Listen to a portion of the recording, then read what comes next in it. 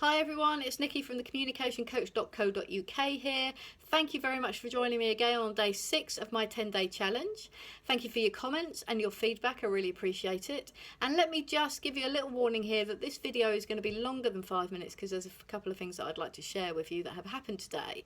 Now, I don't know about you, but since I've been doing these, I have become more self-aware and conscious of how I've been communicating with other people and the words that I've been using. And I've had some very interesting conversations today, and I've been making sure that I listen properly and watching how my own values and beliefs show up in my conversations. And one of those I'd like to share with you now. I popped to the gym at work. Yes, I was lucky enough to be able to pop to the gym, and they've changed some of the weights around in the gym room, the free weights, the dumbbells specifically. And they have a rack with 1 to 10, and then they jump from 10 to 35. Now, I don't know if any of you have done any training before, but that is a big jump between 10 and 35. Now, I normally train with anything between 10 and 17 and a half. So for me personally, and it is all about me, my training was slightly scuppered today, and I had to work out a different way of using barbells rather than dumbbells. And I was thinking about this to myself in the gym, and there was a couple of other ladies in there, and I looked at the weights as I went to get one of the dumbbells, and I said, God, this gym was designed by a man. Who on earth would have a jump from 10 kilograms up to 35? At which point a little voice behind me came and said, and yes, it was a man, it said, excuse me, but I don't think that's the right thing to say, because quite frankly, I would rather have between 10 and 25 weights rather than 35. I can't lift them myself. And there was another guy with him who agreed, and I had to say, yeah, God, do you know what? I'm really sorry. That was a real assumption on my part. But there was my values and beliefs showing up in an unconscious way in a communication which I hadn't even thought about. So I did think about it afterwards, and did think, actually, whoever designed this gym must be incredibly strong, male or female, and hasn't thought about the in-between weights for other people. So there you go. So that's the first thing that I wanted to share with you. And now I want to talk about how we listen, because I've promised that we would talk about this over the last 2 days, and I keep getting sidetracked by values and beliefs, because everything does actually come back to your values and your beliefs and your behaviour. But I want to talk about listening. And the first way that we're going to talk about how we generally listen is called combative listening. And by that I mean, we talked about cognitive bias at the beginning of these presentations, is that when you're having a discussion, particularly an argument, or somebody is challenging something that you believe to be true, your brain will only listen for the words and the meanings that make you right, so that you can then use them in your argument to combat what the other person is saying and make you right. So think about that. How many times does that happen in your conversations? I'm going to give you a classic example today of a combative communication I had in the car driving Megan home from school. Believe it or not, it was about fish fingers.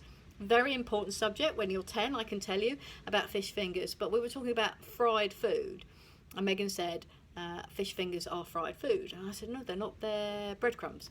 No, they're batter. No, they are breadcrumbs. And then we had a discussion around, were fish fingers breadcrumb or batter? Why at the age of 49 I enter into these conversations, because I'm probably always going to lose in a 10-year-old around fish fingers. But it was very interesting how strong her belief was and how strong my belief was around that. So we were both listening for parts of the other person's conversation to make us right. And that's combative. Now, that's a very simple example. You can look at bigger ideas. Look at Brexit. Look at Trump. Look how, when you listen to them, you listen to the things that you believe to be right. Now, for me, I'm not going to go into politics here. I don't think it's right, and politics are full of emotion and conversation. But when you look at Brexit and Donald Trump, they evoke an emotional response in people. And they both play on people's values and beliefs, really strong values and beliefs. And personally, it was very interesting watching Brexit, especially around how people were convinced if we left, the whole world would fall apart, and how people were convinced that we should stay. And depending on your demographic, depending on an awful lot of things actually, but people really voted, I felt, with their heart in Brexit. And when people were challenged around that, and you could see it all over Facebook, that people's views were challenged, and there were conversations, and people thought one thing, and they would only listen to one side of the argument and then feed that piece of information into what they believed to be true. And you see it every day with Donald Trump. The people that believe in Donald Trump, who voted for him and believe in his values and beliefs, will still support him whatever he says.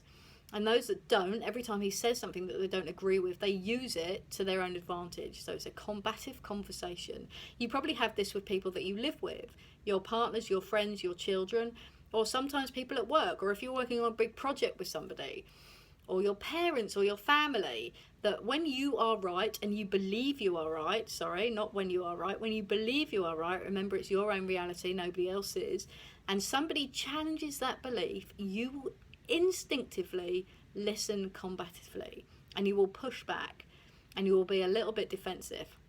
And I do a little test when I teach students around this. I ask somebody to show me a photograph of their children, and I say, and it is a test, ladies and gents, I don't believe this, but I say, and they know it's a test, and we're in a very friendly classroom environment, I say, wow, your kids are really ugly. And the immediate reaction you get is quite interesting. It's an immediate pushback. You can see them kind of looking at you as if to say, are you joking? Are you taking the Michael? What's happening here? And we talk about that reaction, because when we believe something is true and we're challenged, we give an immediate pushback, and we'll listen only for the things that we believe to be true. And this is the same in feedback. I get feedback on a regular basis, whether it's good or bad. We learn and we grow, and I get that we learn and we grow from feedback, like we learn and we grow by pushing ourselves out of our comfort zones. But when we get honest, critical feedback that we don't like and that challenges what we believe to be true, we go into combative mode, and we will look quite strongly for why we are right and why the other person is wrong in their belief. And we will keep doing that until we rationalise it and our logical minds kick in, and then we will go, do you know what? After a period of reflection, perhaps I could have improved that, perhaps I could have done that. I include myself in this. I got some really critical feedback from a course that I ran at last year, and it was feedback that I didn't particularly agree with at the time, and I gave quite an emotional response to it. And on reflection, some of the feedback was true, and there were certainly things that I, as a person and a trainer and a communicator, could change and have changed since that. But that initial reaction, that initial combative, if I had had a chance to have that conversation, the conversations you have in your head where you would have said this, where you'd have said that, where you'd have done this, where you'd have done that, I would have changed a lot of things, and I had those conversations in my head. So think about your combativeness, and when you believe you are right, and when people challenge that, and they might not even challenge it in a hard way. It could be something simple, like you come home from work, the house is a mess, and there's a cup on the side, something really important like a cup on the side, and it's not in the dishwasher, it's not in the place that it should be, and it should always be in the dishwasher when you come home. You're tired, you're emotional, probably a little bit hungry, and you'll make your feelings quite clear and known about how you feel about this one cup not being in the dishwasher. I know it sounds crazy, but think about things that happen in your own life and how we get emotional. Because our belief system is I should come home and my house should be lovely and tidy, and I keep mentioning the cups, and surely somebody must have picked up on that and would have put that away. But no, there it is staring at me, and that cup becomes an obsession. It might be that you are having a conversation around a project, and you have found a way to implement your project, but somebody disagrees with you, and everything they say you will listen for to make you right. It's the same in religion. You can take that right to the extreme of what is going on across the world, about how people will take certain parts of religion to make them right, and that's their belief. And if you challenge it, you are challenging their belief, and you will get pushback, and you will get combative listening all the time. So think about, when in your life does that show up? Combative listening. Think about the conversations you're having right now around the dinner table, or this evening, or later on, or tomorrow, and how you're very driven by your beliefs, and how when someone challenges your belief, you go into combative listening, and all you listen for are the words that will make you right, or make your argument stronger. Or you'll chip in with the yeah but, and won't let the other person finish what they've got to say. Okay, so that's nearly 10 minutes. I'm going to wrap it up there, although I could go on longer. Thank you so much again for joining me. I look forward to speaking to you tomorrow. Please follow me at Facebook. I'm at Nikki Comms Coach. That's Nikki, NickyComms Coach. or the Communication Coach, or at Nikki Comms Coach at Twitter. It's been great having all your feedback. I really do appreciate it, and appreciate the time that you're taking to listen to me and spend with me. So I will catch up with you tomorrow. Please, again, if there's anything you want me to cover, I'm going to go into a second part of listening tomorrow, and I will speak to you then. Thank you very much.